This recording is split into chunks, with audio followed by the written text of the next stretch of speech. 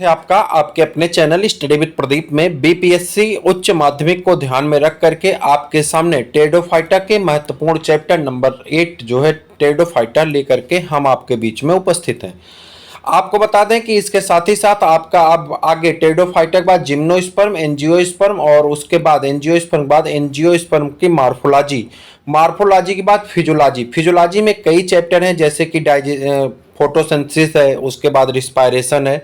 Respiration में ही आपको glycolysis पढ़ना पड़ेगा, टीसीए साइकिल पढ़ना है, तो वो सब इंपॉर्टेंट श्रृंखला है जहां से प्रश्न ज़्यादा पूछे जाते हैं।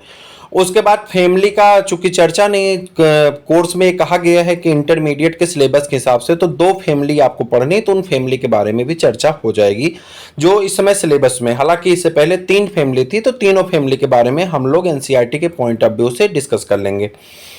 फिर इसके बाद आगे बढ़ेंगे, जेनेटिक्स का एक पोर्शन बचेगा और जेनेटिक्स के बाद एक पोर्शन जो उसका बच रहा है बहुत महत्वपूर्ण इकोलॉजी का, तो पूरे इकोलॉजी को एक साथ डिस्कस कर लेंगे। इकोनॉमिक बॉटनी का एक सेक्शन आपका बच जाएगा जो महत्वपूर्ण हिस्सा है इकोनॉमिक बॉटनी। हालांकि हर चैप्टर हमने इकोनॉमिक इंपॉर्टेंस करवा दिया है, लेकिन एक अलग से इकोनॉमिक बॉटनी का एक वीडियो बनेगा। इसके बाद प्रैक्टिस पेपर श्रृंखला 50 क्वेश्चन, आपके महत्वपूर्ण 50 क्वेश्चन की श्रृंखला स्टार्ट कर दी गई, वह भी आपकी चल रही, तो उसे आप देख रहे हैं। इंग्लिश में है, उसको हिंदी में हम ट्रांसलेट करके आपको बता रहे हैं। हमारा प्रयास है कि हम हिंदी वाला भी आपको करवाएंगे जो कि मैराथन के रूप में होगा। तो 30 तारीख तो नहीं कह सकते, लेकिन 1-2 तारीख तक आपका कोर्स फिनिश करने की हमारी पूरी रणनीति है। इसीलिए हमने वीडियो क्लास को थोड़ा सा रोका है, थोड़ा सा क्या पूरा रुक गया वीडियो क्लास। पीडीएफ के माध्यम से हम कवर कर लें, समय बहुत कम है, तेजी से। अगर किसी कारण से, सुनिएगा मेरी बात, 1 सेकंड और सुन लीजिए, अगर किसी कारण से आपका पेपर फरवरी में जाता है तो फिर आपके वीडियो क्लास के माध्यम से भी आपकी क्लास पूरी कर दी जाएगी। तो चलिए स्टार्ट करते हैं। यहाँ पे सबसे पहले आपके सामने टेरिडोफाइटा के सामान्य परिचय दिए गए हैं। टेरिडोफाइटा वर्ग के अंतर्गत पर्णहरिम और संवहन ऊतक युक्त, यानी यहाँ पे वास्कुलर बंडल वाले पौधे, और पर्णहरिम यानी क्लोरोफिल वाले पौधे, अपुष्पोद्भिद यानी इसमें पुष्प का निर्माण नहीं होता। टेरिडोफाइटा एक ऐसा पौधा है जिसमें पुष्प का निर्माण नहीं होता, या क्रिप्टोगैम्स पौधे आते हैं, जिन्हें कह रहा है कि इन्हें संवहन अपुष्पोद्भिद भी कहते हैं। चूंकि संवहन बंडल पाया जाता है, पहला ऐसा पौधा है, और उसके बाद अपुष्पोद्भिद यानी पुष्प भी नहीं पाए जाते हैं। इस वर्ग के सदस्यों में जल और खनिज लवण संवहन हेतु संवहन ऊतक जाइलम, जल और खनिज के ट्रांसपोर्टेशन के लिए एक ऊतक पाया जाता है जिसका नाम क्या है, जाइलम, और फ्लोएम पाया जाता है। और जो पौधों में बने हुए भोजन होते हैं उन्हें जड़ों तक, तनों तक और पत्तियों तक पहुंचाने के लिए, पत्तियों में तो भोजन ही बनते हैं, तो फ्लोएम का निर्माण होता है। इस वर्ग के पौधे प्रायः साकी तथा स्थलीय होते हैं। ज्यादातर पौधे कैसे हैं, साकी हैं, और कुछ पौधे स्थलीय, मतलब जल में बहुत कम प्रजातियां पाई जाती हैं। ज्यादातर प्रजातियां कहाँ होती हैं, स्थल पर पाई जाती हैं। अगर आपसे पूछा जाए कि फर्स्ट लैंड प्लांट, तो वैसे तो आप चले जाते हैं कहाँ पे, फर्स्ट लैंड प्लांट के लिए आपके कई ब्रायोफाइटा के मेंबर हैं जो कि लैंड पे ही रहते हैं, लेकिन रिप्रोडक्शन के लिए वो बार बार जनन के लिए जाते हैं। तो एक्चुअली में मुख्य रूप से स्थलीय प्लांट कौन होता है, उसे उभयचर कहते हैं, जल और स्थल दोनों पर रहते हैं। स्थलीय प्लांट आपका टेरिडोफाइटा की श्रेणी में ही आएगा। पौधे प्रायः नम छायादार स्थानों पर पाए जाते हैं। कुछ जातियां जलीय होती हैं, उदाहरण है मार्सिलिया, साल्विनिया, एजोला आदि। इन्हें जलीय फर्न के नाम से भी जाना जाता है। टेरिडोफाइटा के सामान्य लक्षण, इस वर्ग के पौधों के कुछ प्रमुख लक्षण निम्नलिखित हैं। पहला, मुख्य पौधा बीजाणु उद्भिद होता है, यानी मुख्य पौधा कैसा होता है, बीजाणु उद्भिद होता है, यानी बीजाणुओं से बनता है। इनमें प्रायः जड़ पाए जाते हैं, पत्ती पाए जाते हैं और स्तंभ पाए जाते हैं। लेकिन कुछ ऐसी प्रजातियां हैं जिनमें जड़ नहीं पाई जाती, जैसे कि जीवाश्मी कुछ हैं, कुछ जीवाश्म टेरिडोफाइटा हैं, तथा साइलोटम को छोड़ करके जो है सब में जड़, तना तथा पत्ती पाई जाती है। ऊतक तंत्र विकसित होता है, यानी यहाँ का जो ऊतक तंत्र है, यानी ये कहते हैं कि जो प्लांट ऊतक होते हैं ये विकसित रूप से यहाँ पाए जाते हैं। संवहन बंडल उपस्थित होता है, यानी जाइलम और फ्लोएम पाए जाते हैं। इनमें संवहन ऊतक जाइलम और फ्लोएम में भिन्नित होते हैं, यानी अलग अलग पाए जाते हैं। जाइलम का मुख्य कार्य आपको पता है, जल और खनिज लवण को एक स्थान से दूसरे स्थान पे भेजना। वहीं पे फ्लोएम का मुख्य कार्य क्या होता है, फ्लोएम का मुख्य कार्य होता है, बोलिए जल्दी से, फ्लोएम का मुख्य कार्य पत्तियों में बने हुए भोजन को पौधों के अन्य हिस्सों में स्थानांतरित कर देना। इसमें जाइलम में वाहिकाओं तथा फ्लोएम में सह कोशिकाओं का अभाव होता है। कह रहा है कि इसके जाइलम में वाहिकाओं यानी जो वाहिनियां होती हैं, ट्रैकिड्स होते हैं, और सहायक कोशिकाएं कैंपेन कोशिकाओं का इसमें क्या पाया जाता है, अभाव पाया जाता है। द्वितीय वृद्धि अनुपस्थित होती है। अपवाद स्वरूप आइसोइट्स में द्वितीयक वृद्धि होती है। कह रहा है कि सेकेंडरी ग्रोथ नहीं पाई जाती। सेकेंडरी ग्रोथ क्या होता है कि सेकेंडरी जाइलम सेकेंडरी फ्लोएम बनाने के लिए जिम्मेदार होता है। तो कह रहा है कि यहाँ पे सेकेंडरी ग्रोथ नहीं पाई जाती है। अपवाद स्वरूप आइसोइट्स तथा में द्वितीयक वृद्धि होती है। यही इंपॉर्टेंट है, चूंकि यही आपसे पूछा जाएगा कि आइसोइट्स में द्वितीयक वृद्धि होती है कि नहीं होती, और आपको कहना है कि होती है। आगे देखिए, ये पुष्पहीन होते हैं, इसमें पुष्प नहीं पाए जाते हैं तथा बीज का निर्माण नहीं होता। ये अपुष्पी पौधे होते हैं और इनमें बीज का निर्माण नहीं होता, यानी सीड फॉर्मेशन नहीं होता है। बीजाणु जो बनते हैं बीजाणु धानियों में उपस्थित होते हैं, उत्पन्न होते हैं। जातियां समबीजाणुक होती हैं, उदाहरण लाइकोपोडियम, ड्रायोप्टेरिस। कुछ जातियां विषम बीजाणुक होती हैं, उदाहरण है सिलेजनेला, साल्विनिया इत्यादि। बीजाणुधानियां कुछ विशेष प्रकार की पत्तियों जिन्हें बीजाणुपर्ण कहते हैं पर उत्पन्न होती हैं। कुछ टेरिडोफाइटा में बीजाणुपर्ण सघन होकर एक सुस्पष्ट रचना बनाते हैं जिन्हें शंकु कहा जाता है, जिससे सिलेजनेला और इक्विसिटम। मार्सिलिया में बीजाणुधानी का विकास एक विशिष्ट रचना बीजाणु फलिका या स्पोरोकार्प में होता है। बीजाणुधानी का विकास अग्र दो प्रकार से होता है। सुबीजाणुधानी, इस दशा में बीजाणुधानी कोशिकाओं के समूह से विकसित होती हैं, उदाहरण है सिलेजनेला, लाइकोपोडियम आदि। कह रहा है जो बीजाणुधानी होती हैं ये कोशिकाओं के समूह से विकसित होती हैं, जैसे कि सिलेजनेला और लाइकोपोडियम।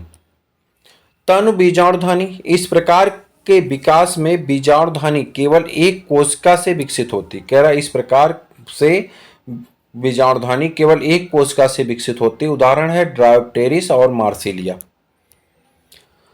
बीजाणु अंकुरित होकर के प्रोथैलस बनाते हैं। बीजाणु जो हैं वो जर्मिनेट करके किसका निर्माण करते हैं, प्रोथैलस का निर्माण करते हैं। युग्मकोद्भिद प्रवस्था छोटी होती है तथा बीजाणु उद्भिद से प्रायः स्वतंत्र होती है। कह रहा है जो युग्मकोद्भिद प्रवस्था होती है वो बहुत छोटी होती है और बीजाणु उद्भिद से प्रायः स्वतंत्र होती है। युग्मकोद्भिद पर नर जन्नांग पुंधानी तथा मादा जन्नांग स्त्रीधानी उत्पन्न होते हैं। पुंधानी में जो पुंधानी होता है उसमें नर गैमीट पुमड़ बनते हैं, जबकि स्त्रीधानी में अंडगोल अंड का निर्माण होता है। जन्नांग बहुकोशिकीय तथा जैकेट युक्त होते हैं। पुमड़ चल होते हैं, ये सिलेजनेला में द्विकशाभिक। कह रहा पुमड़ जो हैं वो चल होते हैं और सिलेजनेला में द्विकशाभिक तथा फर्न में बहुकशाभिक होते हैं। निषेचन के लिए जल आवश्यक होता है। इन पौधों के जीवन चक्र में निश्चित पीढ़ी एकांतरण पाया जाता है। टेरिडोफाइटा को वानस्पतिक सर्प भी कहा जाता है। टेरिडोफाइटा क्या कहते हैं, वानस्पतिक सर्प कहा जाता है। विकासीय दृष्टि से टेरिडोफाइटा ब्रायोफाइट से अधिक विकसित और अनावृत बीजी पौधों से कम विकसित होते हैं। टेरिडोफाइटा का वर्गीकरण। टेरिडोफाइटा के मुख्य रूप से 4 उपसंघ हैं। टेरिडोफाइटा के मुख्य रूप से कितने उपसंघ हैं, 4 उपसंघ हैं। पहला है साइलोप्सिडा या साइलोफाइटा। इन पौधों में संवहन ऊतक केवल तने में पाया जाता है। दूसरे में आते हैं साइलोप्सिडा या साइलोफाइटा में। इन पौधों में संवहन ऊतक केवल तने में पाया जाता है, यानी वास्कुलर बंडल सिर्फ किस में पाया जाता है, तने में, यानी जड़ में वास्कुलर बंडल का अभाव होता है। जल का अवशोषण जड़ों के द्वारा मूलाभास यानी राइजोइड से होता है। किससे होता है, राइजोइड से होता है। याद रखिएगा राइजोइड से होता है, करते हैं। पत्तियां प्रायः अनुपस्थित होती हैं, इसमें पत्तियां नहीं पाई जाती हैं। साइलोप्सिडा की बात हो रही है, इसमें पत्तियां नहीं पाई जाती हैं। बीजाणुधानी तने के अग्र भाग पर स्थित होती हैं, इसे समबीजाणुक होते हैं। आदिकाल में इस वर्ग में बहुत से पौधे थे, परंतु अब केवल साइलोटम ही जीवित है। पहले इसमें बहुत पौधे रहते थे, लेकिन अब कौन जीवित है, साइलोटम जीवित है, तथा शेष पौधों को जीवाश्म के रूप में पाए जाते हैं। इसका जो उदाहरण है साइलोटम है और राइनिया है। राइनिया को क्या कहते हैं, जीवाश्म टेरिडोफाइटा कहा जाता है। याद रखिएगा साइलोटम है और राइनिया है, राइनिया को जीवाश्म टेरिडोफाइटा कहा जाता है। दूसरा है उपसंघ लाइकोप्सिडा अथवा लाइकोफाइटा। इस समूह के पौधों को ग्रंथित व क्लब मास भी कहते हैं। इस समूह के पौधों को ग्रंथित या क्लब मास भी कहते हैं। पौधों में जड़, तना तथा पत्तियां होते हैं। इन सभी अंगों में संवहन ऊतक पाया जाता है। पत्तियां बहुत छोटी और पतली होती हैं। अधिकांश पौधों में तने के अग्रभाग बीजाणुपर्ण का एक गुच्छा होता है, जिसे शंकु या स्ट्राबोली कहते हैं। कुछ जातियां समबीजाणुक होती हैं तथा कुछ विषम बीजाणुक होती हैं। कुछ में क्या होते हैं, बीजाणु सम रूप से बनते हैं और कुछ में विषम रूप से बनते हैं। सिलेजिनेला को स्पाइक मास कहते हैं और लाइकोपोडियम को क्लब मास के नाम से जाना जाता है। स्पिनोप्सिडा या अथवा आर्थोफाइटा, मैं इसका जो ये दोनों का नाम है ब्रायोफाइटम, हमने सबका अलग अलग कर दिया था, तो याद करके देख लीजिएगा। एक प्रश्न यहां से हर बार पूछा गया, इस बार भी पूछा जाएगा। कह रहा है साइफोनोप्सिडा तथा आर्थ्रोफाइटा, इस पौधे का तना संधियुक्त होता है। इसमें पत्तियां सल्कपत्र बहुत छोटी छोटी होती हैं और तने पर पर्व के एक निश्चित क्रम में लगी रहती हैं। इनके तने में सिलिका पाया जाता है। तने पर शीर्ष शंकु और स्ट्राबिलिस होते हैं। जो जातियां समबीजाणुक होती हैं, तने पर लंबाई में लंबी खांच तथा लंबी कंटक होते हैं। इक्विसिटम या हाइनिया इसका उदाहरण होता है। टेरोप्सिडा या फिलोफाइटा, जिन्हें फर्न भी कहते हैं, इन पौधों में पंख के आकार की बड़ी पत्तियां होती हैं। इन्हें प्रपर्ण कहते हैं। इनका शरीर विकसित संवहन ऊतक वाली पत्तियों सहित क्षैतिज तने का बना होता है। कुछ फर्नों में यह वायु में सीधा होता है। इसकी लंबाई 1.5 मीटर तक होती है। बीजाणुपर्ण की निचली सतह पर बीज के अथवा किनारे पर बहुत सी बीजाणुधानियां होती हैं। बीजाणु अंकुरण करके युग्मकोद्भिद को जन्म देता है। इस पर पुंधानी और स्थिरधानी उत्पन्न होती हैं। ड्रायोप्टेरिस, टेरिस, एंडिएटम इत्यादि पाए जाते हैं, जिसे वॉकिंग फर्न कहते हैं। टेडोफाइटा का आर्थिक महत्व, यानी टेडोफाइटा का कोई ना कोई तो महत्व होता ही होगा। तो टेडोफाइटा का जो आर्थिक महत्व क्या है, जैव उर्वरक के रूप में एजोला के अंदर एनाबीना एजोली नामक हरी शैवाल पाई जाती है, वास करती, जो नाइट्रोजन का स्थिरीकरण करती है। सजावट के लिए फर्न की विभिन्न जातियां घरों, बगीचों, सुंदरता के लिए लगाई जाती हैं। लाइकोपोडियम और सिलेजिनेला उपयोग अंदर और बाहर भूतल सजाने के लिए किया जाता है। क्लेटर्स अथवा आइसोट्स में घनकंद मनुष्यों तथा पालतू व जंगली जानवरों द्वारा खाए जाते हैं। एग्जाम पॉइंट्स, सिलेजिनेला की कुछ मरुद्भिद जातियों को पुनर्जीवनी पौधे के नाम से जाना जाता है, पुनर्जीवनी कहा जाता है। टेडोफाइटा जीवाश्म ईंधन जमा होने से अत्यधिक महत्वपूर्ण है। आदिकाल में विशाल हार्सटेल, क्लबमास आदि दलदली वनस्पतियों का मुख्य अंश होते थे। लाइकोपोडियम की अनेक जातियां नाइट्रोजन युक्त रासायन एल्कोलाइड बनाती हैं। यह विष का कार्य करती हैं, अतः लाइकोपोडियम की सूखी पत्तियों को यूरोपीय देशों में जीवनाशक के रूप में उपयोग में लाया जाता है। इक्विसिटम को सामान्यतः हार्सटेल कहते हैं। इसका तना पर्व, संध एवं पर्व में विभाजित होता है। इक्विसिटम टेडोफाइटा समूह में शामिल है। इनमें संवहन ऊतक जाइलम तथा फ्लोएम पाए जाते हैं। इनमें नर युग्मक चल तथा मादा युग्मक अचल होता है। ये प्रायः नम तथा छायादार स्थानों पर पाए जाते हैं। इनमें मूल, तना तथा पत्तियां पाई जाती हैं, किंतु पुष्प तथा बीज अनुपस्थित होते हैं। डिक्टियोस्टील प्रायः प्रकार का स्टील में इसके संवहन भाग में दो लीफ गैप के बीच एक भाग भिन्न सूत्र में दिखाई देता है। इसमें मेरी स्टील कहते हैं। इसका उदाहरण ड्रायोप्टेरिस है। यह एक प्रकार का फर्न है, यानी टेडोफाइटा। एक्टिनोस्टील प्रोटोस्टील का एक प्रकार है। इसमें केंद्रीय जाइलम रेडिएटिंग रिब्स में बटा होता है। कह रहा है कि एक्टिनोस्टील प्रोटोस्टील का एक प्रकार, जिसमें केंद्रीय जाइलम रेडिएटिंग रिब्स में बटा होने के कारण तारे के आकृति के समान बना होता है। यह फ्लोएम द्वारा घिरा होता है। उदाहरण लाइकोपोडियम, सेरेटम तथा साइलोटम में पाए जाते हैं। प्रोटोस्टील शब्द का सर्वप्रथम प्रयोग जेफ्री ने प्रस्तुत किया था। इसका प्राचीन प्रकार की स्टील और मज्जा अनुपस्थित होती। स्टील की अवधारणा वान टीघेम ड्यूलेट ने प्रस्तुत किया था। वान टीगेम ड्यूलेट ने प्रस्तुत किया था। तो दो वैज्ञानिकों का नाम एक ही पैराग्राफ के अंतर्गत आपको पढ़ने को मिल गया। आगे बढ़ते हैं। कह रहा लाइकोपोडियम में प्रोटोस्टील पाई जाती है। इस स्टील में पित्त अनुपस्थित होता है। टेरिडोफाइटा में स्टीलर सिद्धांत वान टीगेम ड्यूलेट ने प्रतिपादित किया था। इनके अनुसार स्टील या रंभ संवहन तंत्र का मूल इकाई है। रंभ शब्द का प्रयोग केवल प्राथमिक संवहन ऊतक के लिए किया जाता है। इक्विसिटम में बीजाणुओं के साथ संलग्न इलेटर्स पाए जाते हैं। इलेटर्स बीजाणु विसर्जन में सहायता करते हैं। इक्विसिटम एक होमोस्पोरस टेरिडोफाइट्स है जिसके स्पोर छोटे वृत्ताकार हरे रंग के होते हैं, जिनमें 4 इलेटर्स लगे होते हैं जो बीजाणु विसर्जन में सहायता करते हैं। ट्रेबेकुलेट एंडोडर्मिस स्लेजनेला में पाई जाती है। स्लेजनेला के स्तंभ के केंद्रीय भाग में स्थित रंभ व कार्टेक्स के बीच विशेष प्रकार के अंतस्त्वचा कोशिकाएं पाई जाती हैं। जो कोशिकाएं अरीय रूप से दीर्घित होती हैं, इन्हें ट्रेबेकुली कहते हैं। मार्सिलिया का आवास मुख्यतः जलीय होता है। इस वंश की लगभग 53 जीवित जातियां ज्ञात हैं। ये जातियां जलीय तथा जल स्थलीय आवास में पाई जाती हैं। इसे उभयचर पौधा कहते हैं। हालांकि मुख्य रूप से ब्रायोफाइटा समूह के पौधों को उभयचर कहा जाता है। कह रहा मार्सिलिया के आवास मुख्यतः जलीय होता है। मार्सिलिया का आवास मुख्यतः जलीय होता है। इस वंश में लगभग 53 जीवित जातियां हैं। ये जातियां जलीय और जलस्थलीय आवास में पाई जाती हैं। इसे उभयचर पौधा कहते हैं। हालांकि मुख्य रूप से ब्रायोफाइटा को उभयचर कहा जाता है। अधिकांश टेरिडोफाइट्स जैसे कि इक्विसिटम, लाइकोपोडियम, साइलोटम, ड्यूट्रोप्टेरिस, राइनिया तथा आदि सम बीजाणुक होते हैं, अर्थात इनमें केवल एक प्रकार के बीजाणु बनते हैं।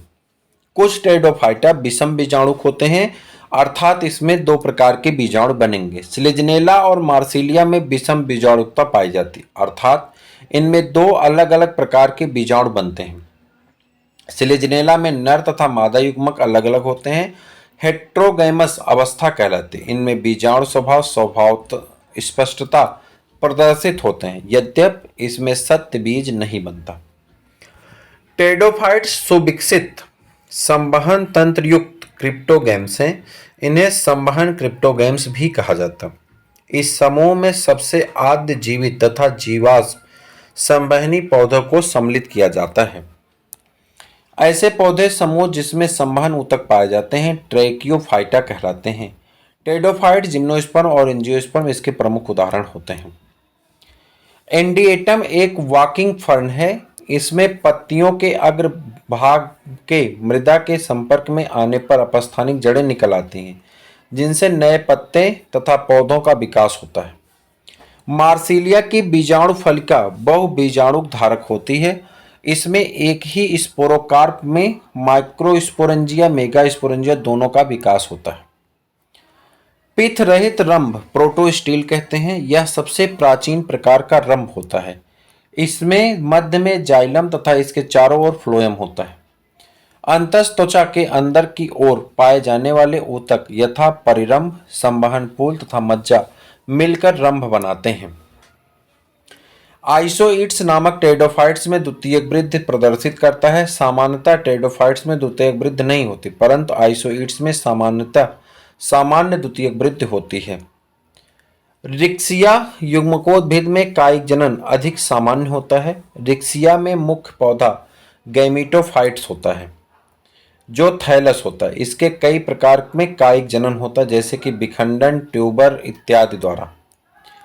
इक्विसिटम के वायवीय तने में कंटकें एवं खांचे दोनों होती हैं। इक्विसिटम में 2 प्रकार के तने होते हैं, भूमिगत तथा वायवीय। इसमें इंटरनोड पर कंटकें तथा खांचे पाई जाती हैं। इक्विसिटम के तने में वैलिकुलर तथा कुटकी नलिकाएं संवहन पूल में पाई जाती हैं। संवहन पूल में जाइलम तथा फ्लोएम होते हैं, जबकि कैम्बियम अनुपस्थित होता है, याद रखिएगा। इसमें प्रोटोजाइलम के भाग अलग अलग होकर एक नाल बना लेते हैं, जिसे कैनाल्स कहते हैं। एजोला एक जलीय फर्न है। एजोला एक जलीय फर्न है। इसमें सहजीवी रूप से एनाबीना नामक शैवाल पाए जाते हैं।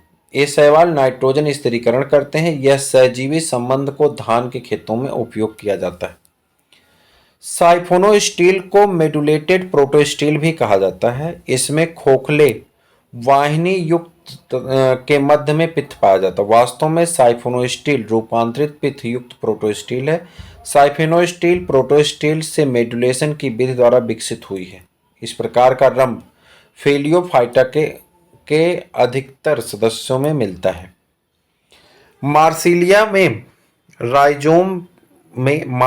के राइजोम में उभयत फ्लोएम नाल रंभ पाया जाता है। मार्सिलिया के राइजोम में उभयत फ्लोएम नाल रंभ पाया जाता है, जिसमें जाइलम चारों तरफ से फ्लोएम द्वारा घिरा होता है तथा पित्त मध्य में पाया जाता है।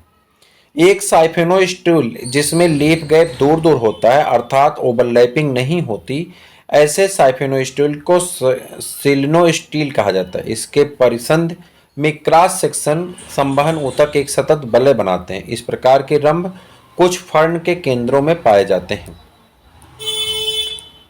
आगे आ जाते हैं। जब एक पौधे के दो प्रकार के बीजाणु बनते हैं, जब एक पौधे में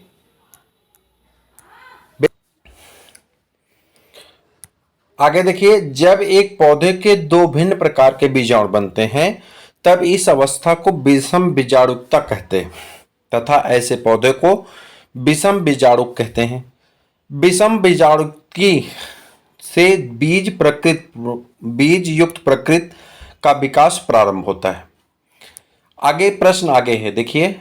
स्लेजनेला के पौधे में तने में द्विशाखित होने के स्थान पर एक पत्ती रहित रंगहीन बेलनाकार संरचना नीचे की ओर वृद्धि करती है, जिसे राइजोफोर कहते हैं। फिर से देखिएगा, कह रहा है कि स्लेजनेला के पौधे के तने से द्विशाखित होने के स्थान पर एक पत्ती रहित रंगहीन बेलनाकार संरचना नीचे की तरफ वृद्धि करती, जिसे राइजोफोर कहते हैं। राइजोफोर में संरचनात्मक प्रकृति विवादित है। कुछ वैज्ञानिक इसे तना मानते हैं, कुछ वैज्ञानिक क्या मानते हैं? तना मानते हैं, तथा कुछ इसे जड़ मानते हैं। परंतु आधुनिक धारणा के अनुसार जड़ व तने के बीच की एक संरचना माना जाता है इसे। इसमें दोनों के लक्षण मिलते हैं। इसमें एक आदिदारुक प्रारंभ यानी प्रोटोजाइलम रंभ पाया जाता है। स्लेजनेला की बहुत सी प्रजातियों में तने की शाखाओं के बिंदु से पत्ती विहीन रंगहीन सूत्रवत संरचनाएं निकलती हैं, जिसे राइजोफोरा कहते हैं। ये नीचे के संपर्क में अपस्थानिक जड़ के रूप में गुच्छा बनाते हुए आगे चलती हैं। स्लेजनेला क्रोसियाना इसकी स्पीसीज है में एक राइजोफोर तथा स्लेजनेला मार्टेंसी में दो राइजोफोर तने के प्रत्येक शाखा से निकलता है। बोवर और गोवेल के अनुसार राइजोफोर ना तो तना है ना ही जड़ है। किसके अनुसार? बोवर और गोवेल के अनुसार राइजोफोर ना तो तना है ना ही जड़ है, बल्कि यह स्वतंत्र अंग है। ब्रुकमैन, वर्सडेल तथा कसिक के अनुसार राइजोफोर जड़ की अपेक्षा तने से अधिक समानता दर्शाता है, जबकि वान टिघेम, हार्वे गिब्स, अपहाक, वेबस्टर व स्टीव तथा बोखाक व सुसैक्स के अनुसार राइजोफोरा एक प्रकार का जड़ है। अब बात यह है कि इतने वैज्ञानिक हैं, अब आपके पर में कैसे वैज्ञानिक का नाम आएगा, ये समस्या है। हमने सबको एक जगह कलेक्ट करके लिख दिया, कौन जड़ मानता है, कौन तना मानता है और कौन जो है इसे जड़ तना दोनों मानता है, कौन सिर्फ राइजोफोरा को मानता है। अब ये आपकी रिस्पॉन्सिबिलिटी है कि इस पॉइंट को आप कैसे याद करेंगे। फिर से मैं दोहरा दे रहा हूं, देखिए। स्लेजनेला क्रोसियाना में एक राइजोफोरा पाया जाता है। स्लेजनेला मार्टेंसी में दो राइजोफोर पाए जाते हैं, तने की प्रत्येक शाखा से निकलते हैं, ठीक है। बोवर और गोवेल नाम के अनुसार राइजोफोरा ना तो तना है ना ही जड़ है, बल्कि एक स्वतंत्र अंग है, ठीक। ये तो पहले खत्म हो गए। ब्रुकमैन, वर्सडेल तथा कसिक के अनुसार राइजोफोरा जड़ की अपेक्षा तने से अधिक समानता दर्शाता है, अर्थात ये कहना चाह रहे हैं कि ये तना है। ब्रुकमैन, वर्सडेल और कसिक तथा वान टिघेम, हार्वे गिब्स, अपहाक, वेबस्टर व स्टीव तथा बोखाक व सुसैक्स के अनुसार राइजोफोरा एक जड़ है। स्लेजनेला कि कुछ जातियां स्लेजनेला की कुछ जातियों में बड़ी और छोटी पत्तियां चक्राकार क्रम में व्यवस्थित होती हैं, जबकि कुछ जातियों में केवल एक प्रकार की पत्तियां पाई जाती हैं तथा एक पत्तियां छोटी होती हैं, जबकि केवल बड़ी पत्तियां नहीं होती हैं।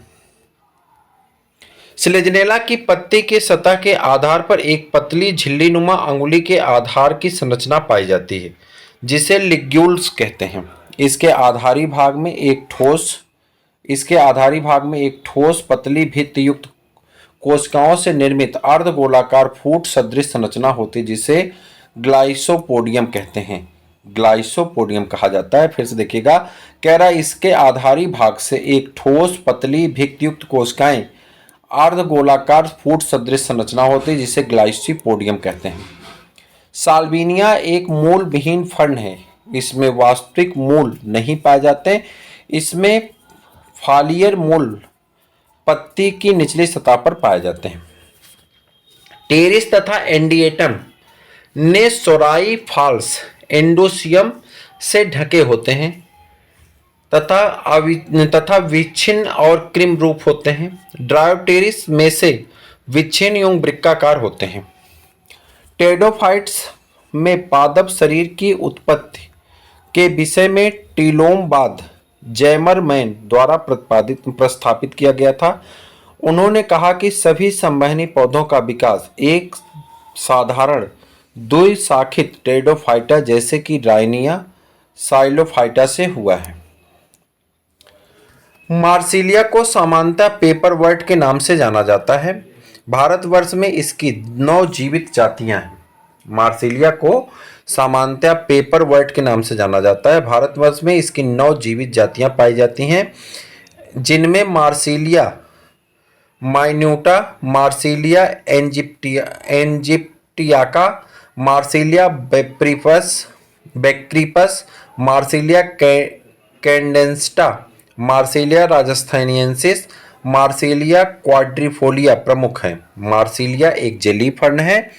याद रखने वाली बात यही है, मार्सिलिया एक जलीय फर्न है जो इसमें स्पोरोकार्प के अंदर बीजाणुओं का विकास होता है। मार्सिलिया में रेफरी बीजाणु फलिका में पाए जाते हैं। रेफरी पेंडिकल्स के ऊपर उपस्थित होते हैं। स्पोरोकार्प जलीय फर्नों में पाया जाता है। इसमें लघु बीजाणुधानियां एवं गुर बीजाणुधानियां सोराई के अंदर पाई जाती हैं। बीजाणुधानियों का समूह सोरस कहलाता है। एक्पिसिटम का संवहन न्यास एक्टोफ्लोएम साइफोनोस्टील प्रकार का होता है। इसमें मध्य में पित्त तथा इसके चारों ओर जाइलम, फ्लोएम और पेरी साइकिल होते हैं। स्लेजनेला का पुनर्जीवनी पौधा कहते हैं। स्लेजनेला का पुनर्जीवनी पौधा कहते हैं। स्लेजनेला की मरुद्भिदी जातियां जैसे स्लेजनेला लेपिडोफिल्ला, स्लेजनेला पिलीफेरा गुच्छित स्वभाव दर्शाती हैं। शुष्क दशाओं में ये पौधे सूखकर गेंद की तरह गोल हो जाते हैं, परंतु पानी मिलने पर पुनः ताजे और हरे हो जाते हैं, अर्थात इन्हें पुनर्जीवनी पौधा कहते हैं। इक्विसिटम की अधिकांश जातियों में बाह्य त्वचा कोशिकाओं की मध्य में सिलिका की प्रचुर मात्रा होती है, जिसके कारण इसका स्तंभ अत्यधिक कठोर व खुरदुरा होता है। टेरिडोफाइटा का मुख्य पौधा बीजाणुद्भिद या स्पोरोफाइट है, जो जड़, तना और पत्तियों में विभेदित होता है। यह दुगुणित होता है। सेप्रोफाइट ऐसे पौधे होते हैं जो मृत कार्बनिक पदार्थों से अपना पोषण प्राप्त करते हैं। टेरिडोफाइटा को वानस्पतिक सर्प कहते हैं, जबकि ब्रायोफाइटा को वानस्पतिक उभयचर कहते हैं। वास्तविक रूप से टेरिडोफाइट सर्वप्रथम स्थलीय पौधे होते हैं, यानी जमीन पर पाए जाने वाले प्रथम पौधे होते हैं। प्रारंभिक बीजी प्रवृत्त स्लेजनेला, सबसे पहले बीज की प्रवृत्ति यानी बीज की प्रवृत्त स्लेजनेला की कुछ जातियों में पाया जाता है। इनमें निर्मित बीज सत्य नहीं कहे जाते, लेकिन गुर बीजाणुधानियों की उच्च श्रेणी में बीजयुक्त के आवरण के समान अध्यावरणों का अभाव होता है। मात्र पौधे अर्थात बीजाणुधानी में निषेचन के काफी समय बाद तथा गुर बीजाणु को धारण किए रहना बीज स्वभाव का एक प्रमुख लक्षण है। यह प्रकृत भ्रूण के विकास के लिए पर्याप्त पोषण सुनिश्चित करती है। इस प्रकार की प्रवृत्ति स्लेजनेला में पाई जाती है। स्पेरेंजिया के समूह को सोरस कहा जाता है। फर्न में इसका विकास पत्ती की निचली सतह पर होता है। यह एक झिल्ली नुमा आवरण से ढका रहता है जिसे सोरस छद या इंडोसियम कहते हैं। साइफोनो स्टील सबसे प्राचीनतम प्रकार का स्टील है। यद्यपि टेरिडोफाइट्स में पाया जाने वाला सबसे प्राचीन या सर्वसाधारण स्टील प्रोटो स्टील होता है। राइनिया के पौधे सिल्यूरियन पीरियड में उन स्थानों पर पाए जाते हैं जहां सल्फर के वाष्प थे या अम्लीय क्षेत्रों में उपस्थित थे। राइनिया के जीवाश्म की खोज सन 1917 में किंडस्टन और लैंग नामक वैज्ञानिकों ने की थी। उन्होंने स्कॉटलैंड में स्थित एवरडीनशायर में राइनी नामक स्थान से प्राप्त किया था। राइनिया साइलोफाइटोप्सिडा उप डिवीजन का सदस्य है। यह सबसे सरल और पुरातन संवहनी पौधों का समूह है। इसकी उत्पत्ति पेलियोजोइक महाकल्प के सिल्यूरियन व डिवोनियन काल में हुई थी। राइनिया जीवाश्मी संवहन पौधा है। अब तक इस वंश की केवल 2 जातियां राइनिया मेजर तथा राइनिया गुइन वाघानी ज्ञात है। इसमें जीवाश्म मध्य डिवोनियन काल की चट्टानों के पूर्व पादप काल के रूप में परिलक्षित पाए गए हैं। भारतवर्ष में साइलोटम की केवल एक जात साइलोटम न्यूडम पाई जाती है जो शिमला, कुल्लू, पंचमढ़ी, दार्जिलिंग आदि क्षेत्रों में वितरित है। राइनिया मेजर जीवाश्म संवहनी पौधा है जो अब लुप्त हो चुका है। इसके जीवाश्म मध्य डिवोनियन काल की चट्टानों में पूर्व पादप काल के रूप में परिलक्षित पाए जाते हैं। पेलियोजोइक महाकल्प में सिल्यूरियन काल की चट्टानों में शुरुआती संवहनी पौधे अर्थात टेरिडोफाइटा की उत्पत्ति हुई है। लाइकोपोडियम सिरेटम व साइक्लोटम ट्राइक्विटम में अरीय रंभ पाए जाते हैं यानी रेडियल पेरिस्टील पाई जाती है। इस प्रकार के ठोस रंभ जाइलम में अनेक विकृत भुजाएं पाई जाती हैं तथा फ्लोएम एक वलय के रूप में ना होकर के जाइलम की विकृत भुजाओं के बीच छोटे छोटे समूहों में पाया जाता है। साइलोप्सिडा को मूल विहीन पौधा कहते हैं। लाइकोप्सिडा को बीजाणुओं का अभ्यक्ष कहा जाता है। स्पोनोप्सिडा को बीजाणुधारीधर कहते हैं। टेरोप्सिडा को गुड़ बीजाणुपर्ण यानी पत्ती कहते हैं। तो ये था आपका पूरा टेरिडोफाइटा के टोटल वीडियो को अगर आप ध्यान से देखते हैं तो यहाँ से पूछे जाने वाला 2 प्रश्न आपके बड़े आराम से सही हो जाएगा। अगर आप पूरा नहीं पढ़ पाते तो एग्जाम पॉइंट को दोबारा से जरूर पढ़िएगा, अपने मित्रों को शेयर करिएगा। फिर मिलते हैं किसी और वीडियो में, तब तक के लिए इजाजत दीजिएगा। जय हिंद।